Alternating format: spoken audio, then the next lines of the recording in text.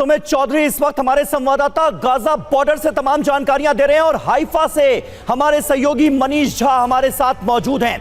आप दोनों हमारे साथ बने रहे हैं। इस बीच बड़ी खबर है, बंधकों को लेकर एक और सनसनीखेज खबर आ रही है। स्पेशल यूनिट के पास हो सकते हैं बंधक। जी हां, शैडो यूनिट के कब्जे में ये बंधक हो सकते हैं, ये जानकारी भी सामने आ रही है। और इस वक्त आईडीएफ के सामने बहुत बड़ा चैलेंज है, बहुत बड़ी चुनौती है कि इन बंधकों को हमास की कैद से कैसे आजाद कराया जाए। और इसे लेकर जाहिर है आईडीएफ के अफसर जवान रणनीति बना रहे होंगे, लेकिन अभी तक इन बंधकों के बारे में कुछ खबर मिल नहीं पाई है। और आइए आपको बताते हैं कि आखिर ये शैडो यूनिट क्या है और इस खबर के पीछे का पूरा मामला है क्या। ये क्यों कहा जा रहा है कि शैडो यूनिट के कब्जे में ये बंधक हो सकते हैं। शैडो यूनिट अल कसाम ब्रिगेड की एलीट यूनिट मानी जाती है। पहले तो आप ये जान लीजिए, हमास की मिलिट्री विंग अल कसाम और उसकी एक यूनिट है शैडो यूनिट। शैडो यूनिट को बाकायदा बंधकों को रखने की ट्रेनिंग दी जाती है। यूनिट की गतिविधि पूरी तरह से गुप्त रखी जाती है, इसके बारे में किसी को कोई खबर होती नहीं है। और दावा क्या है, इस्लाम के रूल को ये फॉलो करते हैं, ये दावा करते हैं। काम कैसा कर रहे हैं आप देख ही रहे हैं। बंधकों को सम्मान के साथ रखा जाता है, यह भी दावा किया जाता है। उनकी जरूरतों का ख्याल करते हैं, यह दावा किया जाता है शैडो यूनिट की तरफ से। खास बात क्या है, इस वक्त अमेरिका की सबसे बड़ी चिंता बंधक ही हैं, वो बंधक जो हमास के कब्जे में। और इसके लिए एफबीआई, पेंटागन के अधिकारी इजराइल में ही मौजूद हैं। ये एक खास बात निकलकर सामने आ रही है, क्योंकि इन बंधकों में सिर्फ इजरायली ही नहीं है, तमाम देशों के बाशिंदे भी मौजूद हैं। तो ये अपने आप में बड़ी बात है। हमारे साथ तमाम खास मेहमानों का एक बड़ा पैनल इस वक्त मौजूद है। प्रोफेसर राजन कुमार, क्या होते हुए आप देख रहे हैं? एक ताजा अपडेट तो ये आई है कि पुतिन के बयान के बाद अमेरिका ने इजराइल से यह अपील की है कि रिहायशी इलाकों को निशाना मत बनाओ, आम नागरिकों को हमलों में ना मारो। क्या होते हुए आने वाले वक्त में आप देख रहे हैं, क्योंकि यह एक बहुत बड़ा कंसर्न है बंधकों का?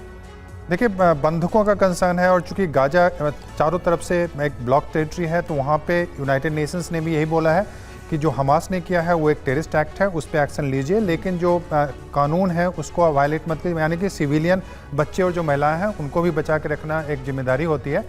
यही बात चूंकि अब देखेंगे कि इंटरनेशनल चैनल्स हैं उसमें भी अभी ये इस ढंग की बात हो रही है कि जो वहाँ पे महिलाएं, बच्चे और जो बुजुर्ग हैं उनको किसी ढंग की परेशानी नहीं हो, इसके लिए कार्रवाई करनी चाहिए।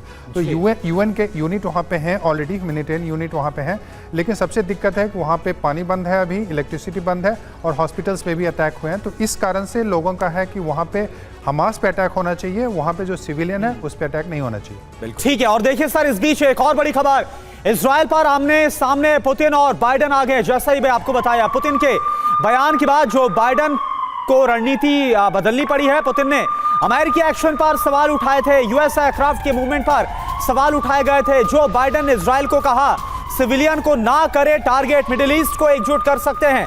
पुतिन इसी डर से अमेरिका ने अपनी रणनीति को बदला है। और मनीष भाई इस वक्त हमारे साथ लगातार बने हुए हैं। मनीष, आखिरकार क्या आपको लग रहा है कि ये जो बयानबाजी हुई है, जो पुतिन की तरफ से कहा गया और जो स्टैंड जो बाइडेन की तरफ से लिया गया, इसके बाद हालात में कुछ बदलाव आएगा? बिल्कुल। देखिए, सबसे बड़ी बात यह है कि अब तक जो इजराइल और हमास की लड़ाई दिख रही थी, अब वो वैश्विक स्तर पर कैसे रूस बनाम अमेरिका होता हुआ दिख रहा है। पुतिन ने पहले आलोचना की इजराइल के एयर स्ट्राइक की और उसके बाद बाइडेन ने इजराइल के प्रधानमंत्री को फोन किया और फोन करके उन्हें कहा कि उन्हें अंतर्राष्ट्रीय नियमों के हिसाब से काम करना होगा, यानी कि अब सिविलियन को टारगेट करने से बचना होगा। जबकि आप देखिए ग्राउंड पर सिचुएशन दूसरी है। ग्राउंड पर सिचुएशन यह है कि हमास के लड़ाके सिविलियन के बिल्डिंग में रह रहे हैं, सिविलियन के साथ रह रहे हैं। अगर उन पर आपको अटैक करना है तो सिविलियन कैजुअलिटी होगी, और अगर आप सिविलियन कैजुअलिटी को देखेंगे तो आप हमास पर अटैक नहीं कर पाएंगे, और वैसी स्थिति में इजराइल के लिए भी भारी दबाव होगा। लेकिन अमेरिका को फिलहाल सार्वजनिक तौर पर यह कहना पड़ रहा है इजराइल को कि आप सिविलियन को टारगेट ना करें, तो इससे या तो ऑपरेशन प्रभावित होगा या फिर कॉन्फ्लिक्ट और अधिक बढ़ेगा। और कॉन्फ्लिक्ट अधिक बढ़ने का मतलब है कि दोनों महाशक्ति फिर इस जंग में कूदने के लिए विवश हो जाएगी, और वही होता हुआ यहां दिख रहा है। जी बिल्कुल, रूस वर्सेस अमेरिका भी यहां पर साफ तौर पर नजर आ रहा है। बहुत बहुत शुक्रिया मनीष झा आपका और सुमित चौधरी आपका हमारे साथ जुड़ने के लिए। आप दोनों अपना बहुत ख्याल रखिए। इस वक्त सबसे मुश्किल वॉर जोन में हमारे दो सहयोगी लगातार डटे हुए हैं और पल पल की अपडेट हमें दे रहे हैं।